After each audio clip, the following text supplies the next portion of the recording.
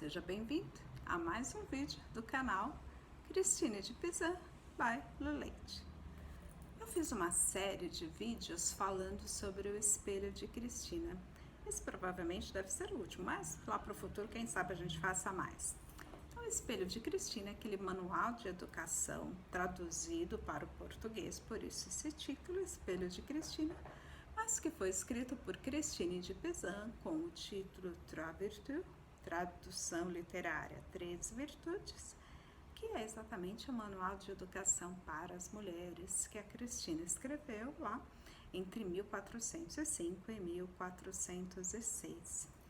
Esse manual de educação, então, ela divide em 3 livros, cada livro corresponde a um estamento social.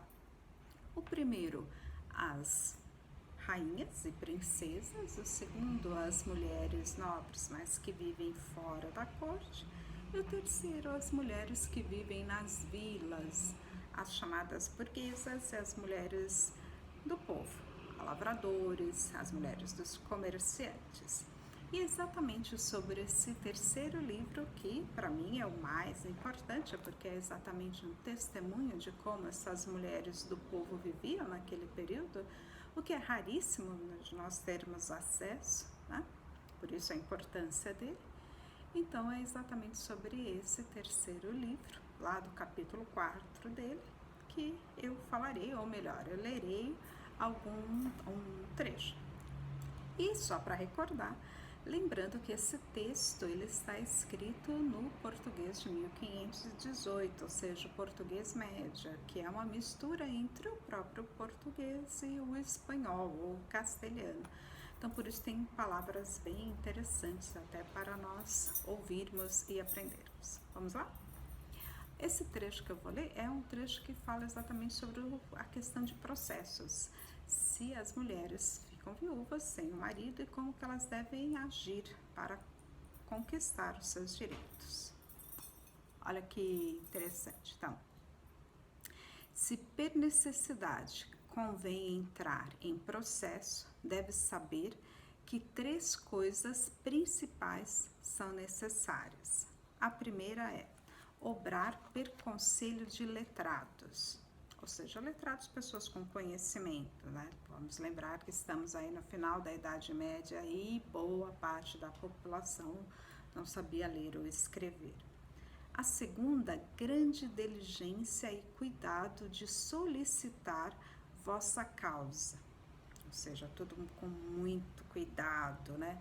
Porque a Cristina sabia que uma mulher sozinha naquela sociedade tinham grandes dificuldades, né?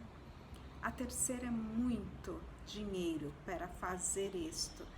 Se cada uma destas falece por boa causa que a pessoa tenha em perigo esta de a perder. Olha que interessante, né? Muito semelhante a hoje. Quando você entra com uma causa, quando você paga um advogado para entrar com uma causa para você, se você quando lê o contrato sobre isso, você vai perceber que se você perder o contrato, se você perder a causa, pelo contrato, você tem que pagar as custas, né? E naquele período já era a mesma coisa. Por isso ela chama atenção e fala para a pessoa ter esse cuidado, porque se ela perder, por isso ter muito dinheiro, porque se ela acontecesse dela perder a causa, ela teria que pagar essas custas e algo mais. Então aqui, e assim é necessário a qualquer viúva, por isso ela chama bem atenção essa coisa mesmo da mulher sozinha, sem o marido, né? Que ela vá à casa dos grandes letrados antigos, que mais souberem de leis, e lhe mostrar sua razão e suas letras, cartas, né? E seu título, e não encubra nada do que pertence à causa, ou seja bem correta, fale tudo, né, para não esconder nada. Muito semelhante ao direito hoje, isso é bárbaro, eu acho muito bom, né? Seja por ela ou contra ela, e segundo seu conselho, a demande ou convenha com as partes. E se em processo ficar, faça de sua diligência e pague bem. Olha que bárbaro, né? Ela dá realmente nesse texto conselhos práticos de como as mulheres deveriam se comportar perante aquela sociedade. Lembrando que é uma sociedade que não tem muito apreço às mulheres, né? Isso eu falei desde o primeiro vídeo. Por isso que ela pregava mesmo a dissimulação honesta em relação à obediência, ao ser submissa ao marido. Porque ela sabia que o marido, se ele quisesse, ele poderia dispor, infelizmente, da vida daquela mulher. E no outro vídeo eu falei exatamente como é um português com mais de 500 anos, que eu fiz um glossário até para entender algumas palavras. Vou citar só algumas para a gente ter uma ideia de que interessantes, né?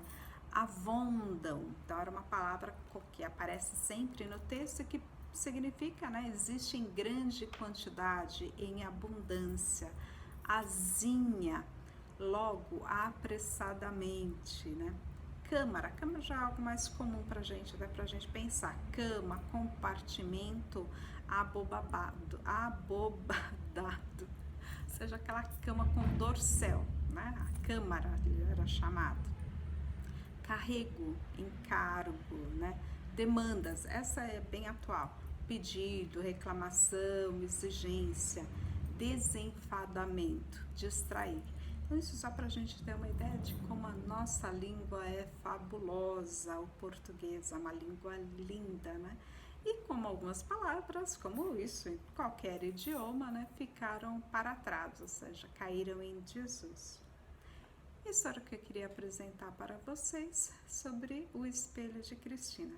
Espero que tenham gostado e continue a nos assistir e a compartilhar os nossos vídeos. Faça contato. Um abraço e até o próximo.